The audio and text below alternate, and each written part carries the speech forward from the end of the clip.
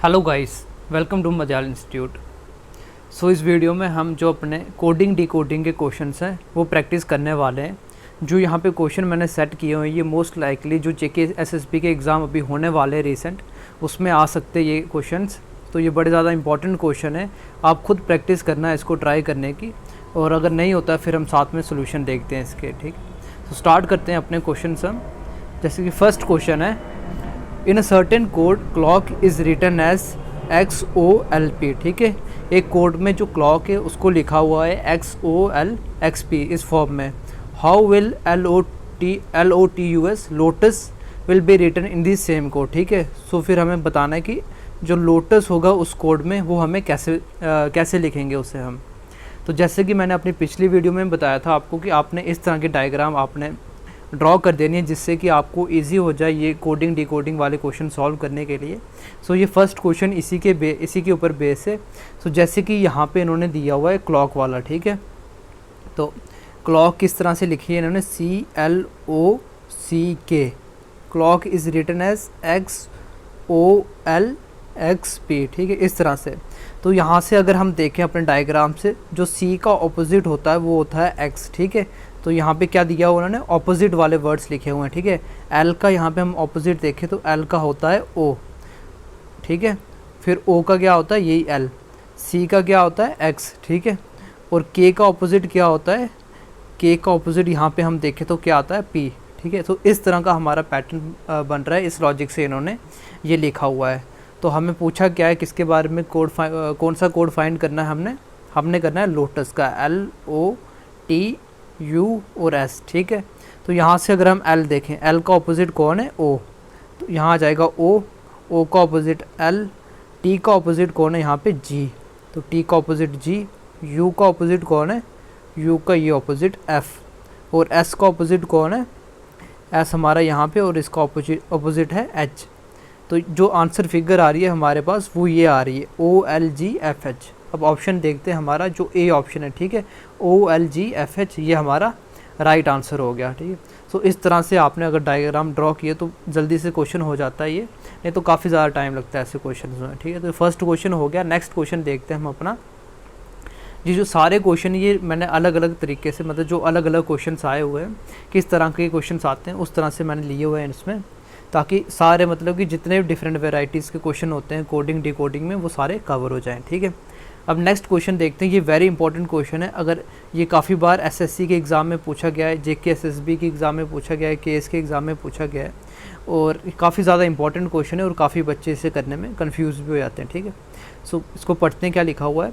If the English alphabet every alternate letter from B onwards is written in the small letters while others are written in capital letters, then how will be the third day from Tuesday will be coded as। ठीक है, काफ़ी lengthy question है, लेकिन हमने बस simple समझना है क्या बोला इन्होंने, कि इन्होंने बोला है कि हर एक जो अल्फ़ाबेट है जो अल्टरनेट है बी से। ठीक है, बी के आगे, मतलब कि बी के आगे जो अल्टरनेट में है, बी के अल्टरनेट में कौन से होंगे, जैसे बी के बाद आता है सी, फिर आता है डी, फिर आता है ई, फिर आता है एफ़। ठीक है, तो यहाँ पे बी के बाद क्या आता है डी, फिर डी के बाद क्या आता है एफ़। इस तरह से अल्टरनेट मतलब एक छोड़ के उसका अगला, वो किस तरह से हमें लिखना है, वो हमें लिखना है स्मॉल लेटर में, मतलब बी हमें छोटा लिखना है, डी हमें स्मॉल लिखना है, एफ़ हमें स्मॉल लिखना है, इस तरह से। ठीक है, अगर वो स्मॉल लेटर्स में लिखेंगे हम, तो then how will be third day from Tuesday will be coded.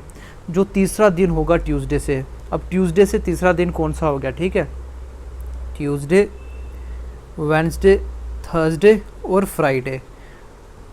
यहाँ पे ट्यूसडे से इन्होंने बोला है तीसरा दिन। ठीक है, ट्यूसडे से तीसरा दिन कौन सा हो गया, पहला दिन वेडनेसडे, दूसरा दिन थर्सडे और तीसरा दिन फ्राइडे। उन्होंने बोला ट्यूसडे से, फ्रॉम ट्यूसडे। ठीक है, वेडनेसडे, थर्सडे और फ्राइडे। ठीक है, फ्राइडे कौन सा हो गया, तीसरा डे। अब फ्राइडे यहाँ पे, जैसे कि यहाँ पे जो ऑप्शन है 4, तो 4 हमें, जैसे 5 ऑप्शन है तो ये हमें राइट मिल गया यहाँ से, लेकिन ये किस तरह से लिखा जाएगा वो भी हम देख लेते हैं। सो यहाँ पे देखते हैं इन्होंने क्या बोला था, कि जो बी के आगे जो भी अल्टरनेट है, जैसे कि बी यहाँ पे क्या है 2 है। ठीक है, यहाँ से देखते हैं बी जैसे 2 है तो इसका जो कोई भी अल्टरनेट है, मतलब कि यहाँ पे 2 है तो 2 का अल्टरनेट कोई भी होगा ये इवन में होगा। ठीक है, जैसे 4, 6, 8 वो इवन में होगा, मतलब कि जितने भी इवन नंबर है उन्हें हमें स्मॉल में लिखना है। ठीक है, जैसे कि क्वेश्चन में बोला है इन्होंने। तो उस तरह से हम फ्राइडे को कैसे लिखेंगे, जो थर्ड डे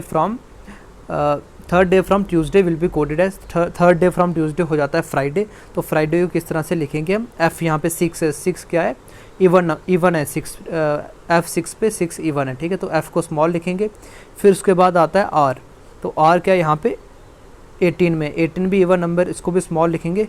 फिर आता है आई, जो आई है वो 9 है, ठीक है, 9 क्या आ जाता है, कैपिटल में आ जाता है, ठीक है, क्योंकि ऑड है ये, क्योंकि हमें बोला है ना कि बी के ऑल्टरनेट में हमें स्मॉल में लिखना है, ठीक है, बाकी ऑड वाले होंगे वो हमें कैपिटल में लिखना है। फिर आता है डी, तो डी 4 पे आता है, तो डी हमें स्मॉल में लिखना है। ए ऑड है तो ए कैपिटल में लिखना है, और जो वाई है हमारा वो 25 पे, तो वाई कैसे लिखना है, हमें कैपिटल में लिखना है, ठीक है। तो इस तरह का पैटर्न बनता है, तो जो हमारा 5th आंसर है ये हमारा राइट आंसर हो जाता है, ठीक है। वेरी इंपॉर्टेंट क्वेश्चन है, काफ़ी अच्छा क्वेश्चन है और काफ़ी बार पूछा जाता है एग्जाम्स में। नेक्स्ट देखते हैं हम अपना question. If the letters of the cylinder are arranged alphabetically then which letter would be the farthest from the first letter of word. इसमें मैंने बिल्कुल वेरिएशन रखी है क्वेश्चन में, ताकि हर एक वेरिएशन हर एक टाइप के क्वेश्चन कवर हो जाएं कोडिंग डिकोडिंग के। तो यहाँ पे जैसे कि इन्होंने क्या बोला है कि जैसे कि अगर एक वर्ड है सिलेंडर, ठीक है, CYCLINDR, ठीक है, इसको अगर हम अल्फ़ाबेटिकली अरेंज करें तो then which letter would be the farthest from the first letter of the word. So जो वर्ड का जैसे कि फर्स्ट लेटर होगा तो सबसे लास्ट वाला लेटर, अभी जैसे आर है तो कौन सा होगा, जब हम अल्फ़ाबेटिकली इसको अरेंज कर देंगे, ठीक है। तो सबसे पहले हम इसको अल्फ़ाबेटिकली अरेंज करते हैं, तो जैसे कि सबसे पहले कौन सा आता है हमारे पास, डिक्शनरी में देखें हम सी आता है, फिर उसके बाद फिर से सी आता है, फिर सी के बाद आता है हमारे पास डी, ठीक है, फिर आता है हमारे पास ई, इस तरह से हमें अरेंज करके लिखना है। और उसके बाद आता है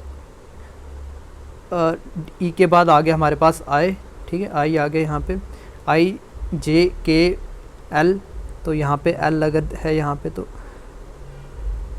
ये आ गया एल हमारा यहाँ पे, ठीक है, LKMN, फिर एन आ गए यहाँ पे, OPQR आ गए हमारा यहाँ पे, ठीक है, और फिर आ जाता है यहाँ पे कौन सा बचा, वाई बचा है सिर्फ, तो ये वाई आ जाता है, ठीक है। सो इस तरह से ये अल्फ़ाबेटिकली अरेंज कर दिया है इसको। अब यहाँ से जो फर्स्ट लेटर है ये सी है, ठीक है, सी से लास्ट वाला लेटर कौन सा है हमारे पास, वाई, ठीक है, तो जो लास्ट वाला लेटर होगा फ्रॉम द फर्स्ट लेटर वो होगा हमारे पास ऑप्शन नंबर 3 वाई, ठीक है। अच्छा क्वेश्चन था, इस तरह से इसको करना था, ठीक है। आगे बढ़ते हैं, अगला क्वेश्चन देखते हैं अपना। If A equals to C, ठीक है, अगर A है सी के बराबर, B equals to D, B है D के बराबर, और C is equals to E, C E के बराबर है। So the code of the following student, ठीक है, तो फिर हमें किसका कोड बताना है, स्टूडेंट का, ठीक है। अब देखो यहाँ पे हमने बस लॉजिक पकड़ना है, किस लॉजिक से इन्होंने लिखा हुआ है। इन्होंने यहाँ पे भी ऑल्टरनेट वर्ड्स का यूज़ किया है, ठीक है। ए के बाद आता है बी को स्किप कर दिया, उसका नेक्स्ट वाला, ठीक है, सी, फिर यहाँ पे बी के बाद क्या आता है सी इन्होंने यहाँ पे नहीं लिखा है, उसके बाद डी, सी के बाद आता है डी यहाँ पे स्किप कर दिया, और ई, ठीक है। इस तरह से मतलब ऑल्टरनेट, एक छोड़ के उसका अगला हमें लिखना है, ठीक है, इस तरह से कोड में लिखा हुआ है।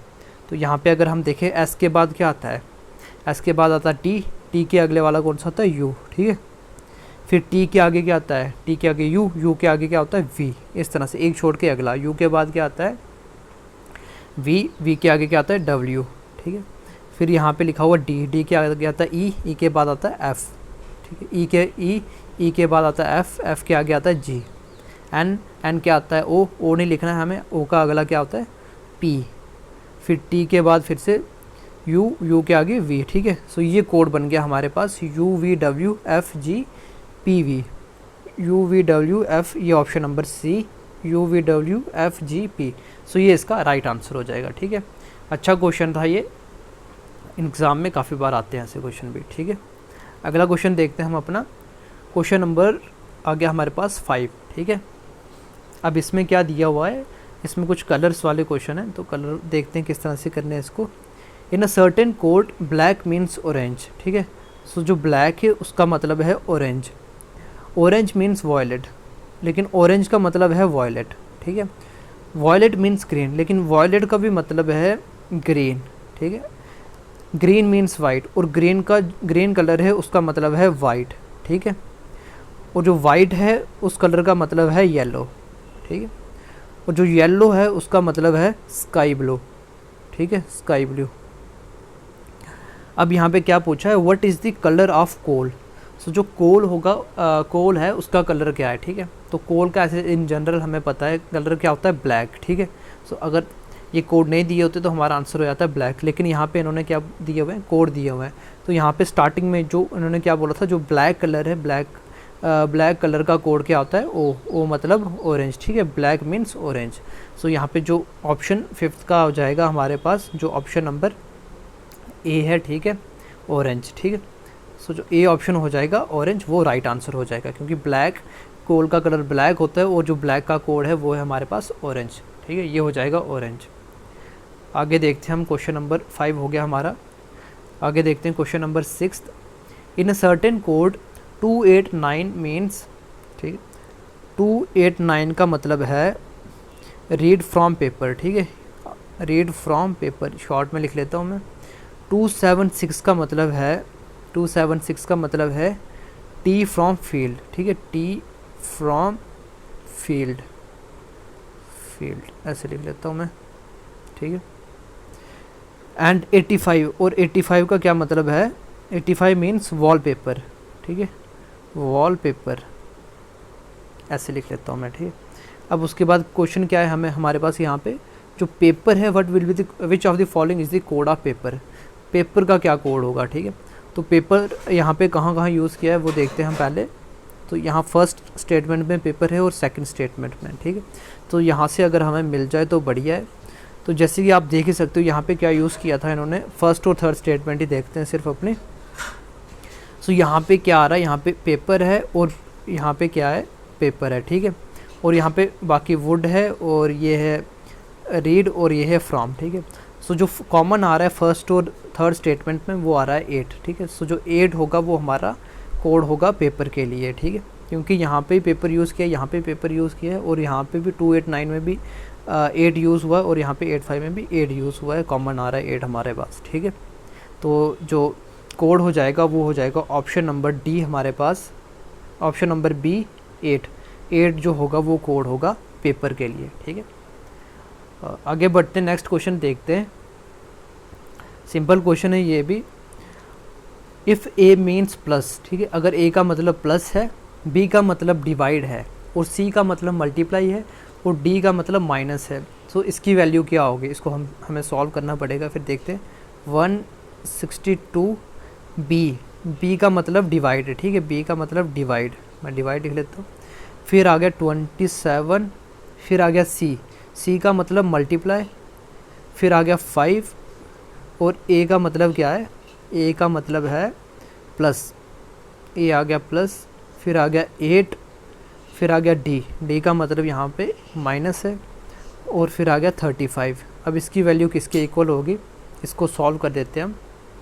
क्या आता है, अगर हम यहाँ पे सबसे पहले हम इसकी डिवीज़न करेंगे, तो इसको अगर हम डिवाइड करें तो ये क्या आता है हमारे पास, अगर हम इसको 5 से डिवाइड करें, 5 से नहीं 6 से डिवाइड करें, अगर हम इसको 6 7 जा 42, 6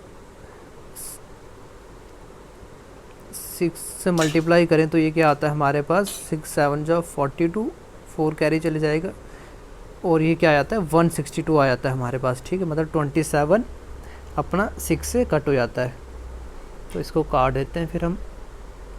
27 6 जा 162, यहाँ पे क्या आ जाएगा 6 मल्टीप्लाई बाय 5 प्लस 8 माइनस 35, ठीक है।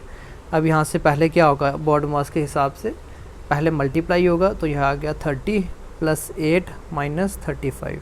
अब इसको सॉल्व करेंगे तो ये क्या आ जाएगा हमारे पास 3, ठीक है। 38 minus 35, answer is 3।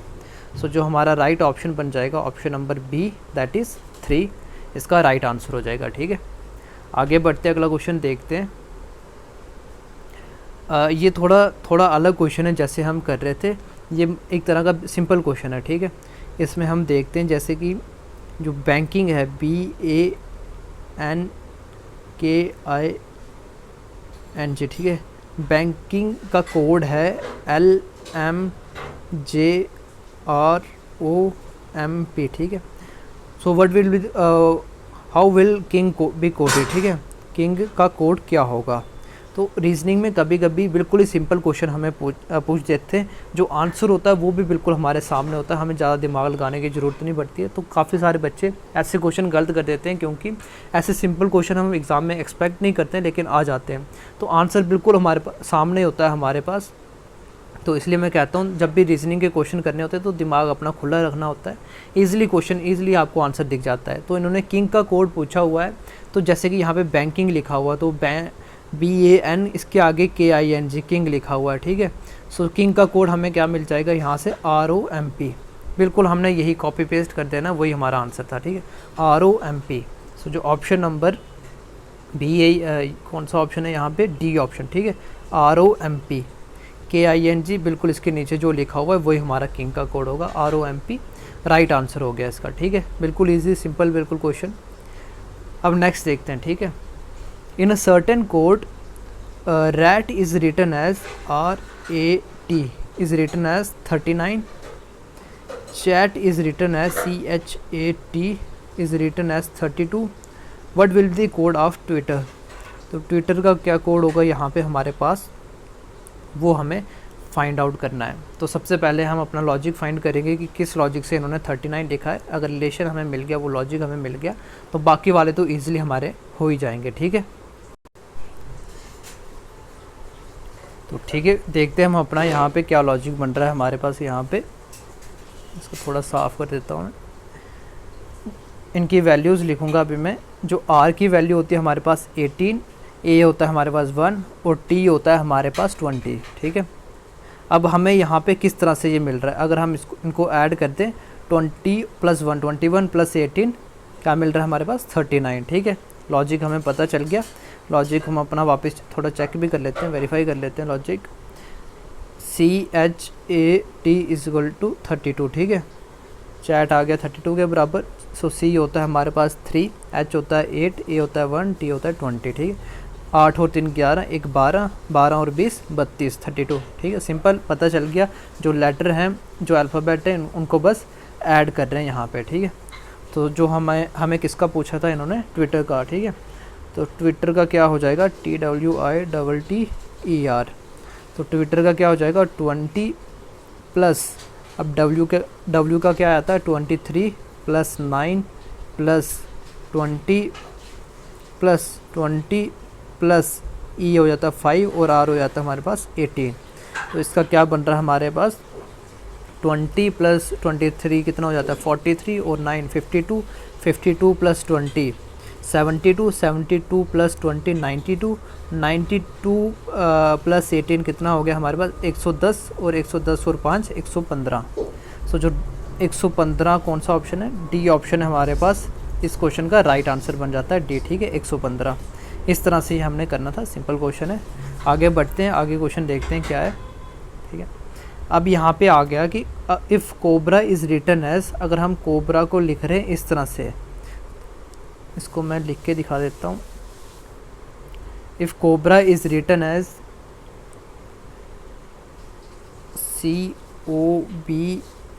COBRA is written as, इस तरह से 315। जब भी ऐसे बड़े क्वेश्चन आ जाते हैं तो आपने बस थोड़ा काम हो जाना है, और लॉजिक बिल्कुल सिंपल होता है। जहाँ पे बड़े डिजिट्स आपको दिखेंगे, आपने उसको देख के घबराना नहीं है, बिल्कुल सिंपल लॉजिक लगता है उसमें। ज़्यादातर ये क्वेश्चन इजी रहते हैं बाकी क्वेश्चन से, ठीक है, जहाँ पे आपको डिजिट बड़ा दिख रहा हो, हमेशा याद रखना। तो कोबरा यहाँ पे किस तरह से लिखा हुआ है, अगर हम फाइंड करें, C की वैल्यू क्या आती है 3, O किसके बराबर होता है हमारे पास 15, B किसके 2, R 18, O और A 1, ठीक है। अगर इसको हम साथ में पढ़ें, 3152181, 3152181, बस यही वैल्यू इन्होंने ना ऐड किया ना कुछ किया, बस डायरेक्टली मतलब एज इट इज़ ये वैल्यू इन्होंने यहाँ पे छाप दी है, ठीक है। उसी तरह से हमें लॉजिक फाइंड करना था, वो मिल गया। सो जो गोरिल्ला है, ठीक है, गोरिल्ला का हम देखते हैं GORILLA, ठीक। गोरिल्ला का हम देखते हैं क्या बनता है अब हमारे पास यहाँ पे। सो जो G की वैल्यू हमारे पास आ जाती है 7, A आ जाता है, O आ जाता है हमारे पास यहाँ पे 15, आर आ जाता है 18, आई आ जाता है 9, और जो एल होता है वो होता है 12, ये 12, और ए हो जाता है 1। ठीक है, अब यहाँ पे ऑप्शन से मैच करते हैं कौन सा बन रहा है ये 7151, 71 ए और डी बन रहा है 7151, 89 सी भी यहाँ पे 891212, 891212, ठीक है। सो यहाँ पे काफ़ी सारे सिमिलर है, तो जो ऑप्शन नंबर सी है हमारा, ठीक है, जो सी है हमारा, ये क्या हो जाता है हमारा राइट आंसर बन जाता है। ठीक है, लास्ट क्वेश्चन देखते हैं आज का अपना। तो लास्ट क्वेश्चन क्या है, अच्छा ये सिंबल्स वाला क्वेश्चन है, इसको देखते हैं हम। ठीक है, brain is written as, brain को किस तरह से लिख रहे हैं ये BRAIN, brain is written as star, percentage, division, hash, और एन किस तरह से लिख रहे हैं मल्टीप्लाई। ठीक है, और TIER, tyre is written as इस तरह से। ठीक है, सो जो ट्रेन होगा उसको किस तरह से कोड करेंगे। ठीक है, तो ट्रेन को किस तरह से कोड करेंगे, हम डायरेक्ट कोड ही लिख लेते हैं इसका ऑप्शन से देख के, TRAIN। ठीक है, सो हम क्या करेंगे, जो टी का कोड यूज़ हुआ था यहाँ पे टी का यूज़ हुआ वो क्या हुआ डॉलर। ठीक है, आर का क्या यूज़ किया इन्होंने, जो लास्ट वाला है परसेंटेज, आर की जगह परसेंटेज। ए यहाँ पे क्या यूज़ हुआ है हमारे पास first second third BRA, third में, तो थर्ड में क्या है डिवीज़न। ठीक है, आई का क्या यूज़ हुआ है डिवीज़न के आगे वाला हैश, और एन का क्या यूज़ हुआ है लास्ट वाला स्टार। तो ये देखते हैं किसके साथ मैच कर रहा है हमारा, dollar percentage division, dollar percentage division, hash multiply, hash multiply, जो ऑप्शन नंबर बी हमारा है। सो जो बी ऑप्शन आ रहा है हमारे पास ये राइट आंसर हो जाएगा इसका। ठीक है, सो ये हो गया हमारे 11 क्वेश्चन। आई होप आपको वीडियो पसंद आई होगी और काफ़ी इन्फॉर्मेटिव लगी होगी। अगर आपको आप अगर तैयारी कर रहे हो JK SSB एग्ज़ाम्स की, या फिर जो JKB बॉर्डर बटालियन का एग्ज़ाम होने वाला है उसकी, तो आप हमारे चैनल को सब्सक्राइब कर सकते हैं। बाकी भी जो सब्जेक्ट्स हैं उनकी वीडियो हमारे पास हमारे चैनल पे अपलोड हुई है, तो उसको भी आप देख सकते हैं और अपनी तैयारी अच्छे से कर सकते हैं। Okay, thanks for watching this video.